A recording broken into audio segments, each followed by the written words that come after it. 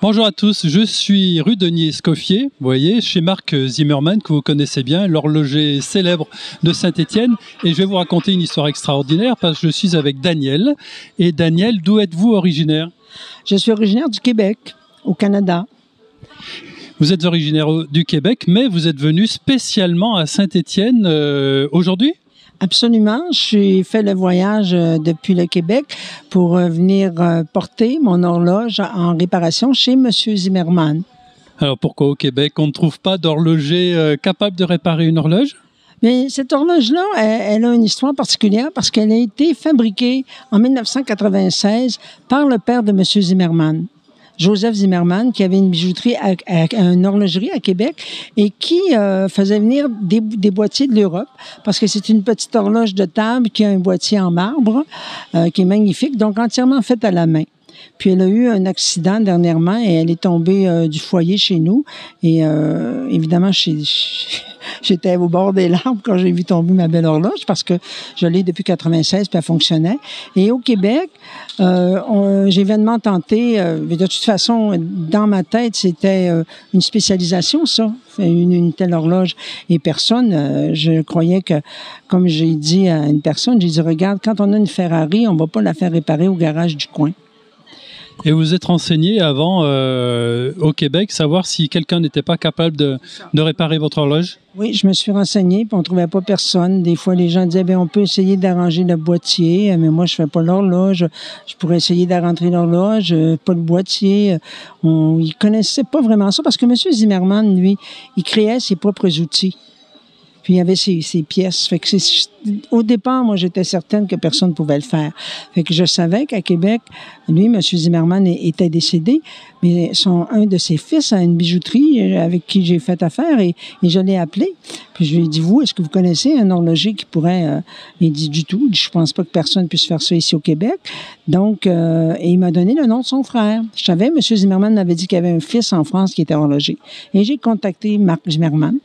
Puis, je lui ai montré par FaceTime de quoi avait l'air l'horloge, est-ce qu'elle serait réparable? Il m'a dit oui. Bon, ben, j'ai dit, je vais vous l'amener. Alors, vous l'avez amené aujourd'hui. Vous êtes arrivé par le train depuis la gare de Châteaucreux, enfin l'avion, le train. Vous allez faire 11 000 km aller-retour. Il est prévu que vous restiez un moment ici à Saint-Étienne ou en France? Je vais à Saint-Étienne, malheureusement, je ne resterai pas. Peut-être, mais que je revienne prendre l'horloge, je resterai plus longtemps. Mais en France, oui, bien sûr, j'adore la France. Mes amis me disent toujours, ben, tu pourrais aller ailleurs. Mais j'ai dit, moi, j'aime la France. J'ai le droit d'aimer la France. Puis je viens souvent en France. Je connais bien Paris. J'ai une amie parisienne qui est avec moi. Puis je viens souvent en France. Puis je vais revenir à Saint-Étienne, c'est certain. Alors, que vous a dit Marc sur le délai pour la réparation? Regardez, moi, j'ai pas imposé de délai parce que Marc, probablement comme son père, ce sont des artisans artistes. Il faut pas mettre de la pression sur ces gens-là. Il faut dire, regarde, j'aimerais avoir telle chose. Bon, ben, quand ce sera prêt, appelle-moi, écris-moi, puis je viendrai la prendre. J'ai pas mis de délai, moi. Donc, vous allez revenir en France. Par exemple, si c'est en avril, vous revenez en avril? Absolument. Absolument. Je vais revenir en avril ou en mai pour prendre mon trésor. Vous voulez pas qu'il vous l'envoie dans un colis bien emballé? Oh, j'aime mieux venir en France. C'est plus agréable de venir en France. On peut bien manger, prendre du vin, voir les beaux édifices, voir les belles rues, tout. C'est plus agréable. Vous connaissiez Saint-Étienne? Je connaissais pas. Quand il m'a dit, je suis à Saint-Étienne, je suis allé voir une carte pour voir où c'était. J'ai vu que c'était pas loin de Lyon. Ça aussi, Lyon, c'est une ville de gastronomie. Fait que quand je reviendrai, je pourrais rester à Lyon peut-être. Je connaissais pas. Je trouvais que c'était un beau saint. Je connais une de mes amies, son fils s'appelle Étienne. J'ai dit, regarde, savais-tu qu'il y avait un village Saint-Étienne? Elle dit non. Par les mots croisés, j'ai découvert que c'était des Stéphanois. J'ai dit, oh, bon, regarde. Fait que j'ai exploré un peu qu'est-ce que c'était, combien, puis combien il y avait de personnes, etc. Fait que j'ai vu la boutique. J'ai fait un peu d'exploration personnelle. Alors de Saint-Étienne, vous connaissez la rue Denis-Escoffier, la rue des Martyrs de Vingré ici, puis la place de l'Hôtel de Ville. Vous êtes allé manger à midi, place de l'Hôtel de Ville? Oui, puis on a vu des beaux édifices. Là, évidemment, en France, il y en a beaucoup de beaux édifices. On est toujours arrêté à voir comment c'est merveilleux. Mais je disais à mon ami Marcel, qui est avec moi, que il il y a une telle vie partout, il y a une telle vie, les ruelles. Peut-être que les gens, vous autres, vous vivez constamment dedans, vous vous en rendez pas compte. Quand on vient de l'extérieur, puis qu'on voit toute cette vie-là, puis cette animation, puis toute la beauté, c'est un vrai charme là, d'être en France. Puis ici à Saint-Étienne, dans des beaux petits villages, puis toutes les petites rues. Alors on va rentrer pour regarder quels sont les dégâts sur votre... Avec plaisir. Peut-être que Marc va être mieux que moi pour expliquer les dégâts. On est avec Daniel et avec Marc Zimmermann et on est face à notre pendule qui est effectivement en piteux état. Alors, qu'est-ce qui lui est arrivé? On le sait, on sait qu'elle est tombée d'une cheminée. Est-ce que c'est réparable, ça, Marc? Dans quel état elle est, cette pauvre pendule? Elle a pris beaucoup, puisque non seulement au niveau de la caisse qui est en marbre, elle a eu des cases, des morceaux de marbre un petit peu partout qu'on a retrouvés. Le dessus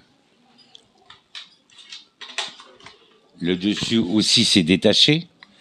À l'intérieur de la caisse elle-même, il y a 4 cases, 4 morceaux. Donc, il faudra retrouver où vont chaque petit morceau. Voilà, un tout petit morceau. Chaque petit morceau est tout recollé l'un dans l'autre. J'ai récupéré aussi des beaucoup plus petits morceaux parce que lorsqu'on va recoller, ces petits morceaux, on va les mettre en poussière pour les mettre dans la colle de façon à ce que les couleurs soient les mêmes et que ce soit tout en marbre.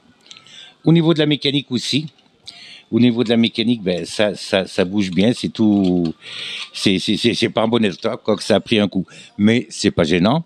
On va absolument tout démonter, tout remettre en état, et après on est tranquille pour 15-20 ans. C'est un défi, Daniel. Daniel, c'est un défi pour Marc. Vous avez accentué la casse, non? Oh, surtout pas, parce que mon mari, une fois qu'il a eu ramassé tous les morceaux, puis il a mis ça dans une boîte, puis il me dit, tu touches à rien au cas où. Mais moi, j'aimerais bien que vous voyez, chez nous, on dit, ça va vous faire rire, tantôt je leur disais, elle mangeait à claque. Au Québec, on dit ça, manger à claque. C'est-à-dire, elle est tombée, puis elle a pris tout un coup, on dit, elle mangeait à claque. Mais j'aimerais bien que vous montriez les initiales de son père. Ben là, on est en train de les voir.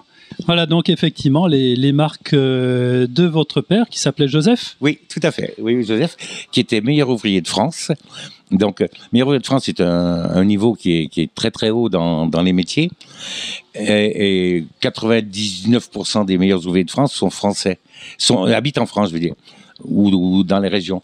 Mais d'être meilleur ouvrier de France en étant tout seul à 6000 km d'ici, surtout qu'il était jeune à l'époque, c'est quelque chose, un travail extraordinaire qu'il a pu faire que lui, absolument tout seul, sans aucune aide. En France, on a de l'aide facilement parce qu'il y a plein de gens qui font de l'horlogerie. À Québec, il y en a très très peu. Et votre père a fait toute sa carrière à Québec? Oui, tout à fait, toute sa carrière. Donc, il est né en France, ma maman est née en France, ils se sont connus en Angleterre, ils se sont mariés, je suis né en Angleterre, et quand j'avais 8 mois, ils sont partis à Québec.